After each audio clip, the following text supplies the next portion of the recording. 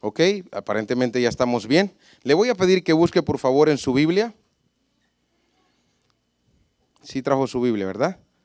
Busque el libro de Hechos, Hechos 2. Cuando lo tenga, por favor, me da un amén. Bien, si ve que Hechos está ahí facilito. Está facilito encontrarlos. Está entre Génesis y Apocalipsis. Ahí nomás está. Ahí lo encuentra rapidito. ¿Lo tenemos? Por favor, y se pone de pie si no tiene ningún impedimento físico para honrar la palabra de Dios. Y vamos a orar, a leer del 1 al 12. Así es que vamos a leer un poco, una buena porción el día de hoy. Amén. Dice, cuando llegó el día de Pentecostés, estaban todos unánimes juntos. Y de repente vino del cielo un estruendo como de un viento recio que soplaba, el cual llenó toda la casa donde estaban sentados. Y se les aparecieron lenguas repartidas como de fuego, asentándose sobre cada uno de ellos. Y fueron todos llenos del Espíritu Santo y comenzaron a hablar en otras lenguas, según el Espíritu les daba que hablasen. Moraban entonces en Jerusalén judíos, varones piadosos de todas las naciones bajo el cielo. Y hecho este estruendo, se juntó la multitud y estaban confusos porque cada uno les oía hablar en su propia lengua. Y estaban atónitos y maravillados diciendo, mirad, ¿no son galileos todos estos que hablan? ¿Cómo pues les oímos nosotros hablar cada uno en nuestra lengua en la que hemos nacido? Partos, medos, elamitas y los que habitamos en Mesopotamia, en Judea, en Capadocia, en el Ponto y en Asia, en Frigia, en Panfila, en Egipto y en las regiones de África, más allá de Cirene, y romanos aquí residentes, tanto judíos como prosélitos, cretenses y árabes, y los oímos hablar en nuestras lenguas las maravillas de Dios, y estaban todos atónitos y perplejos, diciéndose unos a otros, ¿qué quiere decir esto? Vamos a orar, hermano, ore por mí, por favor, que el Señor me ayude en esta noche, amén. Padre, te damos gracias, Señor, porque estamos en tu casa. Padre, viene el momento, Señor, especial de la liturgia, Señor, del culto, del momento en donde venimos a adorarte, y es el escuchar tu santa palabra. Señor, esa palabra que edifica, esa palabra, Señor, que sustenta nuestras almas, Señor. Padre, ayúdanos a tener corazones entendidos, nuestros oídos atentos a la voz de tu palabra, Señor. Padre, bendice la vida de mis hermanos que hoy están acá, Señor. Permite que esta palabra pueda entrar en sus corazones, Señor, y dar el fruto para el cual, Señor, tú la pusiste en esta noche, Señor. Gracias, Padre, en el nombre de Jesús decimos amén. Pueden sentarse, hermanos. El tema de hoy se llama, hermanos, lenguas angelicales. Hermano, hoy tengo una pregunta. ¿Cuántos de ustedes acá hablan en lenguas? ¿Alguien habla en lenguas? Sí, por allá uno levantó la mano, un despistado, y dice, yo hablo en lenguas, dice. Vamos a tratar, hermanos, con la ayuda del Señor y la Biblia, que es muy importante, es la máxima autoridad que nosotros tenemos. Este tema, hermano, que se ha abusado mucho dentro de las iglesias o en algunos otros lugares, y es el hablar en lenguas. Vamos a tratar de en esta noche, hermano, aclarar a qué se refiere la Biblia cuando se habla en lenguas. ¿Qué es eso? En realidad, ¿qué es lo que está pasando? ¿Por qué? ¿Cuál es ese extraño suceso que pasa en una persona cuando empieza a hablar en lenguas? ¿Qué es lo que está pasando ahí? Y ese es el propósito de hoy. El propósito de hoy es responder dos preguntas. La pregunta número uno es, ¿qué es el bautismo del Espíritu Santo? ¿Qué es el bautismo del Espíritu Santo? ¿Y qué es la llenura del Espíritu Santo? Necesitamos, hermano, a la luz de la Biblia, nosotros aprender qué es esto, qué son estos eventos que pasan en la vida de un creyente, en qué momento pasa, cuándo pasan y en quiénes pasa. Porque muchas veces no sabemos en qué momento están pasando, o no sabemos si nosotros somos bautizados o si no lo somos, si somos llenos o no. Entonces, ese es mi propósito el día de hoy. Vamos a tratar, hermano, este tema y voy a hacer la primera pregunta. ¿Qué es el bautismo? ¿Qué entiende usted por el bautismo del Espíritu Santo? Ahí piense usted y diga, yo entiendo esto. Y vamos a través de la Biblia, hermano, a ver qué es lo que es el bautismo del Espíritu Santo. Pero antes de contestar esa pregunta, vamos a ver qué es lo que no es el bautismo del Espíritu Santo. Es un poco confuso, las preguntas es un poco repetitivo, pero vamos a tratar con la ayuda del Señor a ayudarnos a responder a través de la Biblia. Nosotros, hermano, asociamos el bautismo del Espíritu Santo con el hablar en lenguas. ¿Sí había escuchado usted eso? Siempre hablamos con alguien y le decimos, ¿usted ya fue bautizado con el Espíritu Santo? Sí, entonces dice esta persona, sí, porque yo hablo en lenguas. Entonces, la pregunta es, ¿qué tipo de lenguas se hablan dentro de la iglesia? ¿O a qué se refiere la Biblia cuando habla de lenguas? ¿Qué es esto? ¿Qué es en realidad esto? Vamos a ver un pasaje, voy a ir citando un poco la Biblia, espero que los muchachos me ayuden con la proyección. En Hechos 19:6 dice, y habiendo impuesto Pablo las manos, vino sobre ellos el Espíritu Santo y hablaban en lenguas y profetizaban. Ahora, hermano, muchas iglesias, basándose a este pasaje, hemos llegado a entender, hermano, de que todas las personas deben de hablar en lenguas, ¿ya? Y ahora, pero, ¿qué son las lenguas? ¿Qué son las lenguas? Y es en donde cometemos un error, hermanos, imperdonable en estos tiempos, ya en el siglo XXI, con tanta herramienta que podemos nosotros encontrar para el estudio de la Biblia. ¿Por qué? Porque muchos piensan de que el hablar en lenguas, hermanos, es que la persona tiene que hablar, número uno, como un mudo o como una persona que le hace falta de sus facultades mentales. A muchos hermanos que estamos acá en su momento nos quisieron enseñar a hablar en lenguas. Se hacían cultos en donde decían, ¿quiénes no hablan en lenguas? Y ahí estaba su servidor levantando la mano porque no hablaba. Entonces, pues, hermano, lo agarraban a uno y era de que hoy sí, no salí de acá si no hablas en lenguas. Hermano, y me pegaban unas torturadas que yo terminaba diciendo que sí ya podía.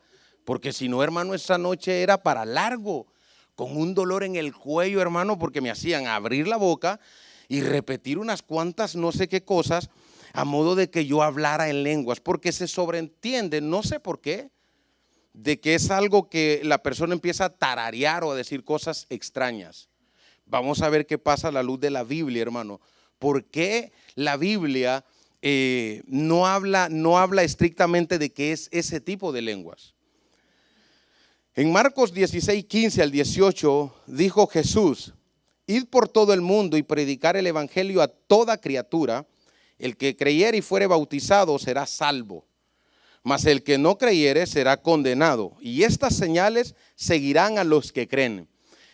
Basados en este pasaje, hermano, lo siguiente que vamos a leer es donde se ha venido a confundir muchas personas. Mire lo que dice, en mi nombre echarán fuera demonios, hablarán nuevas lenguas, tomarán en las manos serpientes y si bebieren cosas mortíferas no les hará daño.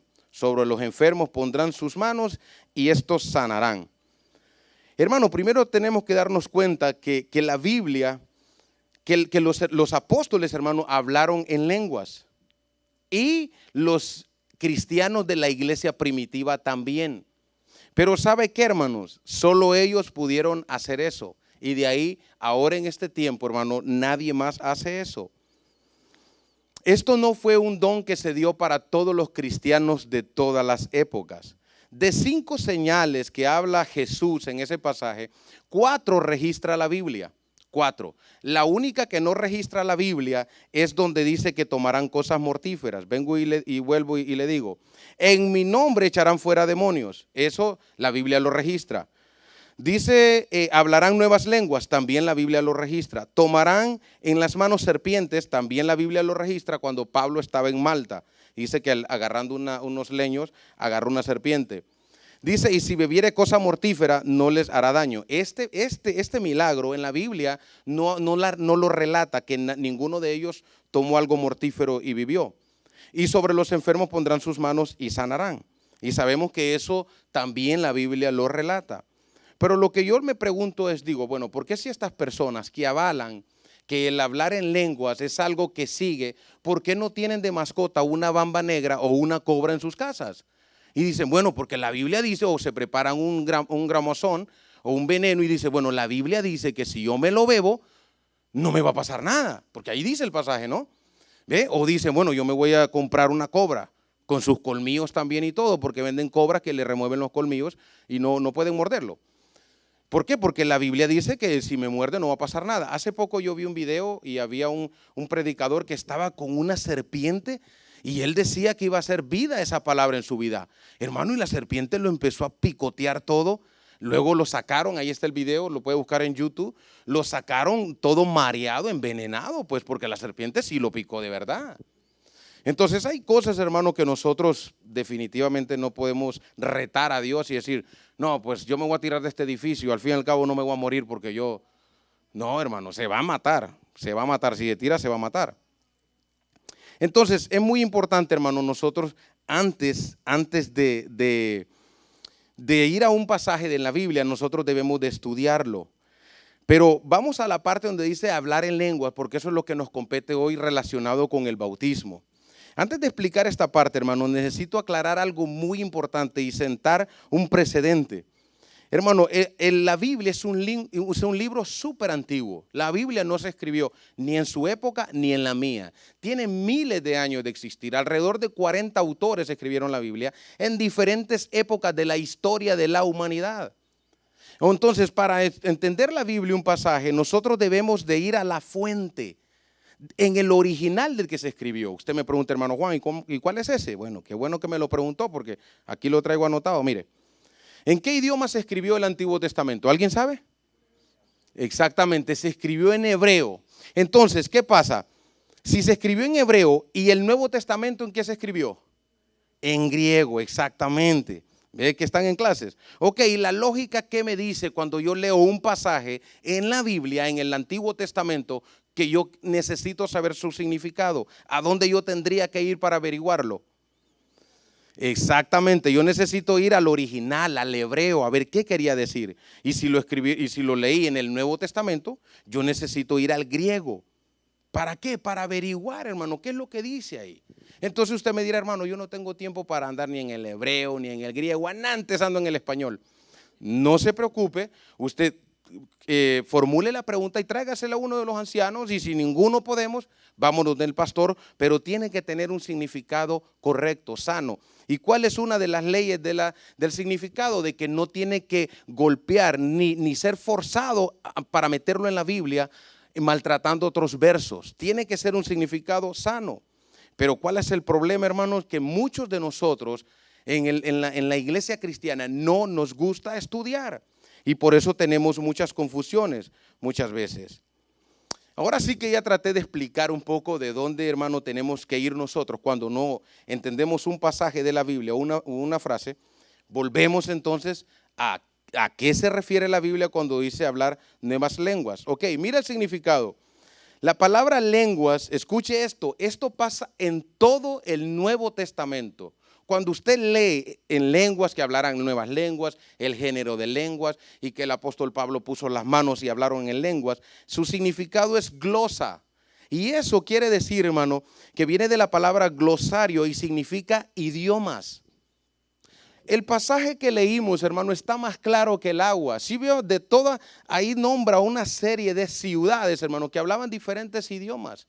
Y ellos dicen que escuchaban a los apóstoles hablar y ellos se preguntaban cómo estos estaban hablando en el idioma de cada uno de ellos. No significa, hermano, de que uno va a entrar en un trance y va a empezar a decir cosas incoherentes. Eso no significa el hablar en lenguas. ¿Qué pasa, hermano?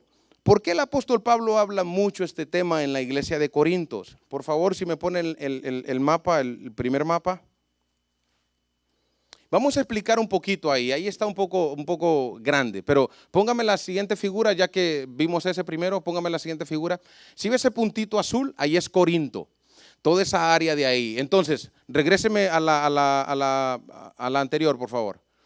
Toda esa parte azul es el mar Mediterráneo. Entonces, las personas antes, para mover su mercadería en todo el Mediterráneo, como no podían crear naves o barcos grandes, sus embarcaciones eran pequeñas, entonces ellos costeaban, se iban por toda la costa de las ciudades o de los países, en este caso de las provincias, para poder llevar su mercadería.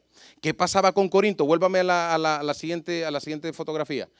En ese puntito azul, ellos, para no dar toda la vuelta y meterse por el otro lado, de donde usted ve, donde dice el mar, el mar que está aquí al lado izquierdo, en su foto sería así, al lado izquierdo, para no dar toda la vuelta, ellos, ese puntito azul, hermano, los habitantes de Corinto preparaban troncos grandes, los cortaban de una forma que la embarcación quedara exactamente ahí y los empezaban a rodar para hacer el paso más corto. Ahora es un famoso canal de Corinto ahí.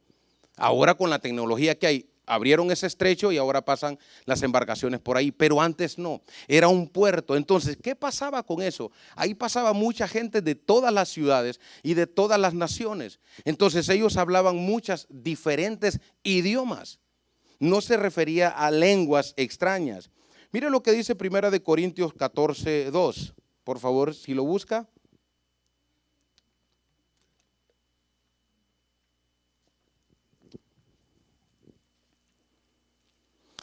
Dice 1 Corintios 14:2, dice, porque el que habla en lenguas no habla a los hombres. Ahí está, hermano, mire, no habla a los hombres. Pues explíqueme por qué, explíqueme qué pasó ahí. Sino a Dios, dice, pues nadie le entiende, aunque por el Espíritu habla misterios. Este es uno de los pasajes, hermano, que muchas personas que practican este movimiento extraño en su boca, porque hay unos que sí tienen unas habilidades que, wow, pareciera que realmente están hablando un idioma. Usted los escucha y realmente es algo asombroso cómo lo hacen, pero vamos a seguir viendo ahí. Porque el que habla en lengua no habla a los hombres. Esta misma palabra lengua, si usted la agarra y la pone en el Strong, también le va a salir que habla idiomas. Dice, porque el que habla en el idioma no habla a los hombres, sino a Dios, pues nadie le entiende, aunque por el Espíritu habla misterios. Ahora, razonemos un poco con el pasaje, y una de las reglas para interpretar también un pasaje es preguntarle al pasaje. Entonces, si le preguntamos al pasaje aquí, le decimos, ok, porque el que habla en lenguas no habla con los hombres, sino a Dios. Entonces le preguntamos al pasaje, ok, pasaje, ¿y los que no hablan en lenguas no pueden hablar con Dios? Podríamos preguntarle eso, suponiendo que el hablar en lengua, en un lenguaje extraño, fuera como normalmente, popularmente se conoce, ¿no? Entonces la otra pregunta al texto sería, ¿qué pasa con aquellas personas que no lo hacen? ¿No podrían hablar con Dios? ¿O qué pasó con Jesús? ¿Jesús nunca habló con el Padre? Porque en la Biblia no registra que Jesús, habló en lenguas. No se registra en ninguna parte en que diga que Jesucristo habló en lenguas. La explicación que el pastor John MacArthur da dice que para entender este pasaje lo tenemos que ver a la luz de Hechos 17:23, en donde ellos adoraban a un Dios invisible. No sé si se recuerda cuando el apóstol Pablo está en el Areópago con los estoicos y con otro grupo de sabios de ese tiempo, en donde ellos adoraban a un Dios invisible. Y el apóstol Pablo les dice, no, pues ese Dios es del cual yo les vengo a predicar. Entonces, estas personas, cuando él se refiere de que están adorando, pues el que habla en lengua no habla a los hombres, sino a Dios, es porque estas personas estaban abusando de los idiomas.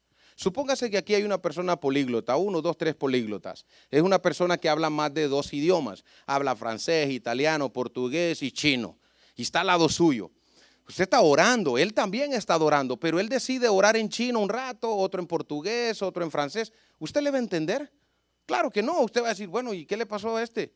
O sea, porque no va a entender de lo que está hablando. A eso se refiere el apóstol Pablo. ¿Por qué? Porque ellos hacían alarde de que sabían muchos idiomas. Entonces le dice, a los hombres no van a entender eso. Claro, Dios entiende porque Dios entiende los idiomas. Pero ¿en qué edifica al hombre? Mire lo que dice más abajito en el 3. Pero el que profetiza a los hombres, dice, pero el que profetiza habla a los hombres para edificación, exhortación y consolación. Aquí la palabra, hermano, profetizar viene de la palabra predicar o enseñar. Entonces dice el apóstol Pablo, pero el que predica habla a los hombres. La enseñanza, hermano, tiene que tener 3 cosas fundamentales: edificación, exhortación y consolación. Hermanos, la Biblia no registra en ninguna de sus partes, en ninguno de sus 66 libros, registra a una persona relacionándose con Dios con un idioma que no sea humano. No lo registra. Eso es antibíblico. Que una persona venga y se ponga a hablar que un idioma extraño dentro de la iglesia. Dice el apóstol Pablo, yo mando a que calle dentro de la congregación, y si no hay alguien que lo interprete, ¿quién puede? Es como que entre un francés.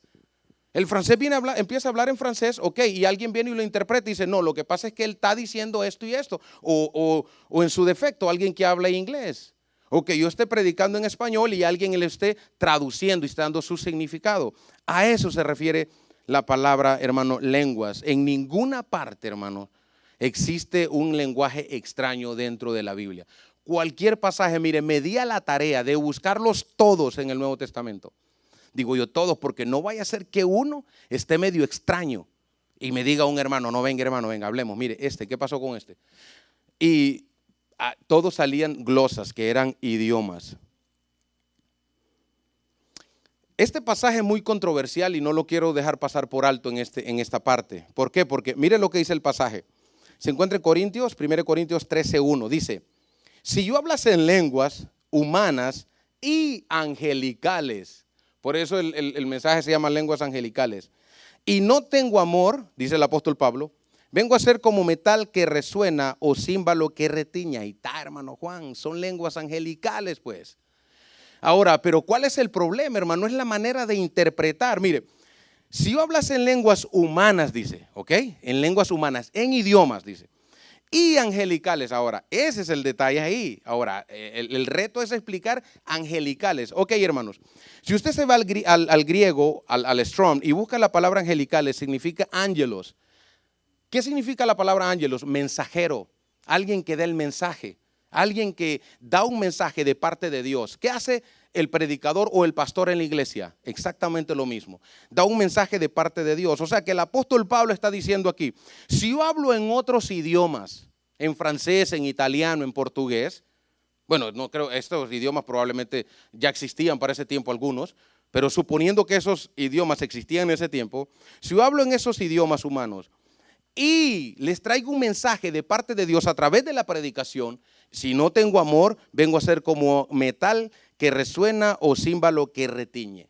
Esa palabra angelical, hermano, el problema está que muchos la confunden como pensar de que es un idioma de ángeles. La Biblia no registra nada de eso, hermano. Aquí la palabra angelical es estrictamente al mensaje de la palabra de Dios a la iglesia. ¿Estamos de acuerdo? Vamos, le voy a dar un pasaje para que usted diga, no, hermano, para mí que los ángeles son aquellos que andan allá con las alitas. Vamos a Apocalipsis 2:1. Por favor, me ponen esa cita porque es muy importante aclarar este asunto. Apocalipsis 2:1. Mire lo que dice ahí. Dice, escríbele al ángel de la iglesia en Éfeso. Escríbele al ángel de la iglesia. Si le cambiamos esa palabra ángel y le decimos, escríbele al mensajero o al predicador de la iglesia en Éfeso, y no se lo cambiamos por un sentido de que yo quiera cambiárselo, no. Lo que pasa es que en el original, hermano, eso significa. No es que yo decida ahorita cambiárselo por mi conveniencia, no. Yo le puedo dar la cita en el griego, en el Strong, donde usted va, y es ángelos, es el mensajero. Dice, escríbele al ángel de la iglesia en Éfeso, el que tiene las 7, ahí hay 2 puntos, ahí se para. No está hablando de la misma persona, porque muchas veces confunden y dicen de que ahí está hablando de que Jesús es un ángel. No, no es así. Escribe al ángel de la iglesia en Éfeso. 2 puntos. El que tiene las 7 estrellas en su diestra, el que anda en medio de los 7 candeleros de oro, dice esto. ¿Quién es ese? Jesús. Ese es Jesús mandándole un mensaje al pastor de la iglesia, al mensajero de la iglesia. Este tema es interesante, hermano, y es muy hermoso cuando usted lo empieza a investigar desde la raíz. El problema está, hermano, que por falta de, ¿qué le podría decir? De diligencia, hermano. ¿Sabe que Jesucristo nos mandó a escudriñar las escrituras? Dice, escudriñen las escrituras. No es leerla, usted no la tiene que leer la Biblia. Usted se tiene que meter a buscar, a raspar. ¿Sabe lo que significa esa palabra escudriñar? Es como cuando, por ejemplo, le dicen a usted compró su terreno y dicen, ahí hay oro. Hermano, usted va a rentar una máquina de United Rental y empieza a escarbar y empieza a colar el oro. Y no, es que aquí hay oro. Así significa esa palabra escudriñar. Así tenemos nosotros que buscar el significado de la palabra de Dios para nuestras vidas, hermanos. Ahora, ¿qué es el bautismo? Ahora sí vamos a llegar al bautismo cuando ya tenemos el entendimiento de que no se refiere, hermanos, a que nosotros vamos a hablar como tartamudos o alguna lengua extraña. Definición: es la obra de Dios por medio de la cual el Espíritu Santo ubica al creyente en unión con Cristo y con los demás creyentes. Y se caracteriza, hermano, por tres eventos. Comenzó en el Pentecostés. La cita que nosotros leímos en Hechos, ahí comenzó. Es relativo solo a la era de la iglesia cristiana. Desde Hechos para acá, eso ha venido pasando, el bautismo del Espíritu Santo. Es la experiencia de todo creyente. Si usted es un hijo de Dios, usted ya fue bautizado por el Espíritu Santo. No, porque no habla en lenguas. Olvídese de eso, hermano. Eso no tiene nada que ver con el tema. Ocurre en el momento de la salvación y no se repite más. Solo una vez usted es bautizado por el Espíritu Santo. Si el bautismo del Espíritu Santo no ocurriera en el momento de la salvación, entonces habrían creyentes salvos, pero que no tendrían al Espíritu Santo. Y ese es un error, porque Jesús prometió que el Espíritu Santo estaría con nosotros. Y por lo tanto no serían parte del cuerpo de Cristo, que es la iglesia. El bautismo del Espíritu Santo es lo que une al creyente al cuerpo. Así que si alguien pudiera ser salvo y no bautizado en el Espíritu, entonces sería un creyente fuera del cuerpo. Y esto no es así. Todo cristiano nacido de nuevo es bautizado por el Espíritu Santo en el momento, hermanos, que nació de nuevo. Así es que eso no tiene nada que ver con que usted va a empezar a tartamudear o a hacer gritos extraños o que está siendo poseído, saber por quién y empezar olvídese, hermano. Mira, aquí hay hermanos que los torturaron porque en ese tipo de lugares, si usted no habla en lengua, usted no está en nada. No habla en lengua, no. Y uno, Señor, ¿por qué no habla en lengua? Algún pecado tienes. Y allá va uno a buscar, a escarbar. ¿Dónde está? Por una mala interpretación, hermano, de un pasaje de la Biblia. Y así como eso hay muchos en donde se malinterpretan, hermano, y no se le da valga la redundancia, una buena interpretación correcta. Ahora pasamos a la siguiente pregunta. ¿Qué es la llenura del Espíritu Santo? ¿Usted es lleno del Espíritu Santo? ¿Ya está lleno? ¿O todavía cree usted que le hace falta?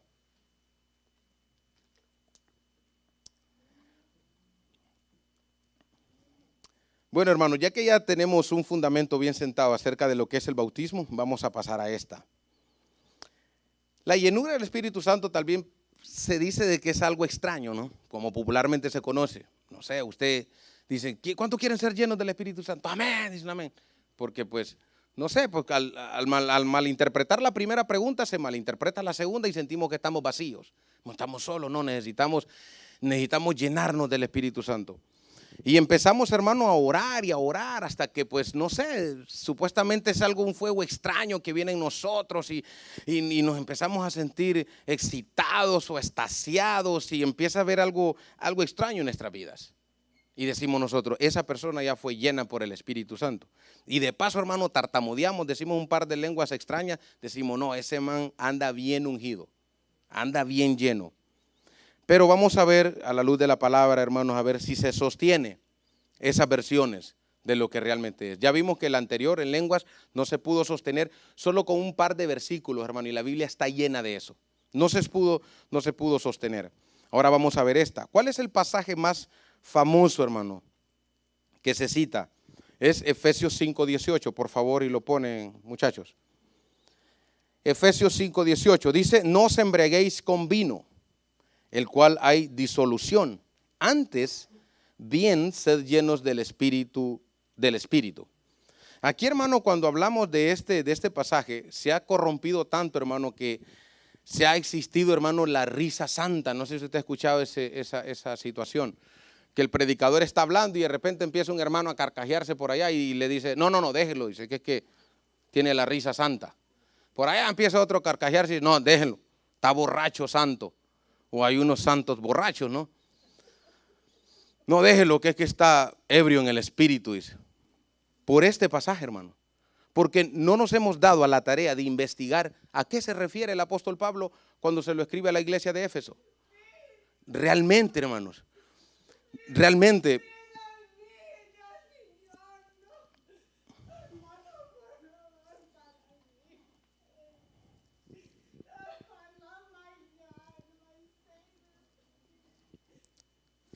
realmente, hermanos, creemos de que puede suceder algo extraño. ¿Realmente cree usted que puede suceder algo extraño? Pero en realidad, pues no, es algo similar con el pasaje anterior, solo que necesitamos, por favor ponga atención acá, sí, los hermanos lo van a atender. No se me desenfoque porque este también está interesante saberlo, ¿ok? ¿Estamos bien? ¿Sí? ¿Estamos todos acá otra vez? Sí, ok, amén. Volvemos a repetir, no os embriaguéis con vino, el cual hay disolución, antes bien sed llenos del Espíritu Santo. Entonces ya vimos, hermanos, de que esto no se refiere a un sentimiento extraño, no se refiere a algo de que nosotros nos llenamos o que entramos en una borrachera santa o que entramos en una situación de esas. Eso no pasa así, hermanos. Imagínense, si sobrios nos cuesta, hermanos, hacer las cosas bien, sobrios, no digamos ya, hermano, con unas copas en la cabeza, ¿no? Ya sería un poco más difícil. Ahora, la parte que nos toca acá es antes ser llenos del Espíritu. Hermanos, si ya sabemos, hermano, el Espíritu Santo vive dentro de nosotros, porque en la hora del bautismo Él viene a estar dentro de nosotros. Pero ¿qué es la llenura? ¿Qué es la llenura? ¿Qué es realmente la llenura? Bueno, esta parte es uno de los diferentes ministerios del Espíritu Santo, pues es un ministerio, podría decirse, condicional. La llenura se puede repetir, se puede experimentar en repetidas ocasiones y no solo una vez. El pasaje que nos enseña esto, pues es precisamente Efesios 5:18. Dice, no os embriaguéis, más bien sed llenos del Espíritu Santo. Para nadie es nuevo, hermano, que en la antigüedad la calidad del agua era terrible. No era como ahora, ¿no? Que ahora pues pasa por un proceso de purificación y el gobierno de salud está pendiente de que esa agua esté limpia para que usted la pueda digerir. En aquellos tiempos no. Entonces, en aquellos tiempos, como ellos vivían de la tierra, ellos sembraban sus viñedos y podían consumir el vino que la tierra les daba. Lo que el apóstol Pablo está condenando aquí es el abuso. Dice, no se emborrachen, no se llenen del vino que trae disolución, que esa palabra disolución significa libertinaje. ¿Por qué, hermano? Porque cuando la persona está ebria, pierde sus capacidades que lo controlan, sus capacidades de poder, hermano, hacer las cosas bien. Se turba su mente, anda ebrio, no puede controlar sus movimientos, pierde todo el control de su cuerpo. Y eso es lo que pasa, hermano, con las personas que beben. Pero en este caso, hermano, no solo es el vino, sino muchas veces, hermano, usted puede estar también turbado porque está enamorado. ¿Cuántos estuvieron enamorados de sus esposas acá? Amén, yo sí, amor, yo sí, amor. ¿Nadie? Hombre, qué barbaridad. Mujeres, ¿cuántas están enamoradas de sus esposos?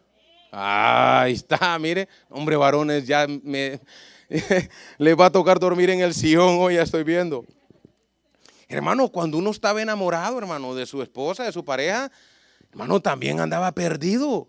Mira, uno caminaba mías leguas por ir a ver esa cipota, por ir a ver esa patoja, dirían por allá, por ir a ver a la muchacha. ¿Y se cansaba usted? No se cansaba, hermano. Usted iba contento, se desvelaba. Mire, eso antes, bueno, los muchachos no saben mucho de esto, pero antes que no habían celulares, habían los teléfonos que uno estaba pegado ahí. Mire, uno pasaba horas en el mueble hablando.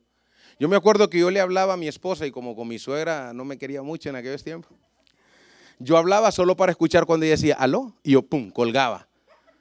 Sí, eran llamadas, hermano, tipo de la FBI, más de 3 segundos y le agarraban la posición, lo agarraban a uno donde estaba. Entonces, así era, hermano, y yo, hermano, era en un momento hermoso que uno pasaba. Y pasa todavía, ¿no? Porque entonces, hermano, no podemos perder eso. Entonces, no solo de vino se puede embriagar uno, también se puede enamorar. O usted agarra un proyecto y viene usted y dice, no, este proyecto lo voy a lograr hacer así y así, y se turba y se vuelve encima de ese proyecto. Pero, ¿qué es lo que pasa, hermano, cuando hacemos eso? Perdemos nuestras facultades de poder hacer bien las cosas, del control. Hacemos cosas, hermanos, locas, hacemos cosas, hermano, que de repente la gente dice, no, este sí que está bien enamorado, o sí, cuando agarra un proyecto lo quiere realizar bien, porque usted está enfocado en lo que hace. Pero ¿qué significa la palabra llenos? Significa control. Usted, hermano, está lleno del Espíritu Santo cuando usted es controlado por el Espíritu Santo. Por eso este ministerio del Espíritu Santo es condicional. ¿Por qué, hermano? Porque el Espíritu Santo vive dentro de mí. Pero el hecho de que controle total mi vida depende de mí. Depende de mí. ¿Por qué? Porque yo sé que yo no puedo robar, no puedo mentir, no puedo hacer muchas cosas, mas sin embargo muchas veces yo lo hago. En ese momento Él no me está controlando a mí. Por eso el apóstol Pablo dice, mejor ser llenos, mejor sean controlados, en vez de ser controlados por el vino, sean controlados por el Espíritu Santo.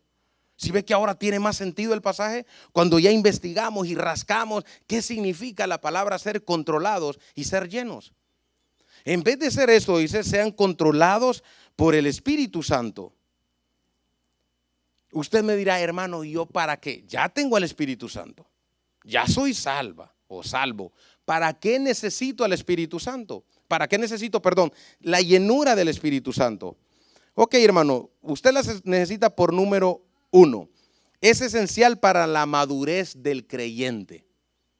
Mire que este tema está interesante porque cuando nosotros hablamos de la madurez del cristiano, nosotros en nuestra mente, hermano, nos empezamos a hacer una radiografía y empezamos a ver si realmente nosotros somos controlados por el Espíritu Santo según nuestro nivel de madurez en nuestras vidas.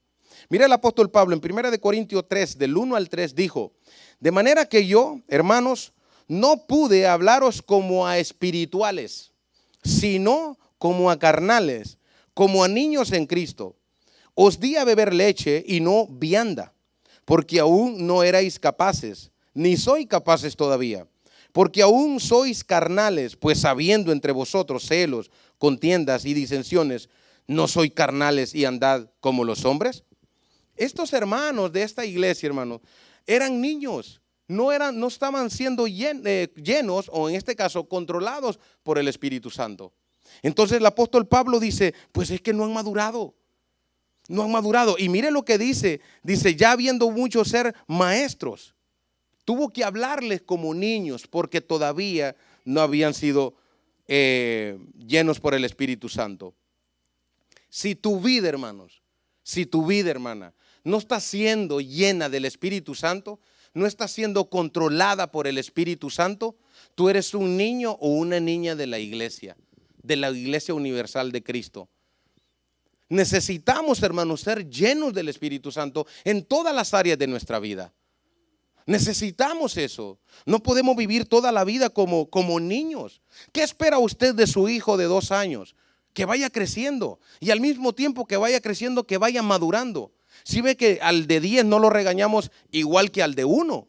Al de 1 quiebra algo, tira algo, le decimos, ya está bien, vamos, lo recojo. Pero al de 10 ya le dice, hey, ya está grande. ¿Cómo lo botaste? En la iglesia sí también nosotros tenemos que ir creciendo, hermano, dándole al Espíritu Santo aquellas áreas que nos cuestan para que Él controle nuestra vida, para que Él pueda llenar todas las áreas de nuestra vida. Ya vimos que es esencial para nuestra madurez. Debemos, hermanos, dejar que el Espíritu Santo controle nuestra vida. Es esencial también para el servicio del creyente. Es esencial, hermano. ¿Por qué? Porque cuando usted está siendo controlado por el Espíritu Santo, no importa en el área donde lo pongan a servir en su iglesia. Usted dice, aquí me puso pastor o líder, sí, aquí voy a estar entonces. ¿Qué hago? Salude a los hermanos con una sonrisa. Ok, hermano, que Dios le bendiga, bienvenido, pase adelante. Usted no importa con quién lo pongan a trabajar, usted está lleno del Espíritu Santo, está siendo controlado. ¿Ve? Usted está dispuesto a hacerlo. En Hechos 4:31 dice que cuando hubieron orado, el lugar que estaban congregados tembló y todos fueron llenos del Espíritu Santo y hablaban con denuedo la palabra de Dios. Al ser llenos del Espíritu Santo tenían capacidad para predicar la palabra de Dios, porque la llenura les permitía eso, hermanos. Hay hermanos que no pueden servir en ningún ministerio dentro de la iglesia porque nos peleamos con todo el mundo. Eso no puede pasar así, hermanos. Porque si yo estoy lleno del Espíritu Santo y mi compañero está lleno del Espíritu Santo, hermano, el Espíritu Santo es uno solo. Amén. Está en toda la iglesia universal de Cristo. Entonces todos deberíamos de llevarnos bien y en coinonía y hacer bien las cosas. Y si yo estoy lleno y miro que el otro no está lleno, ¿qué me manda a hacer la Biblia? Ayudarle a él.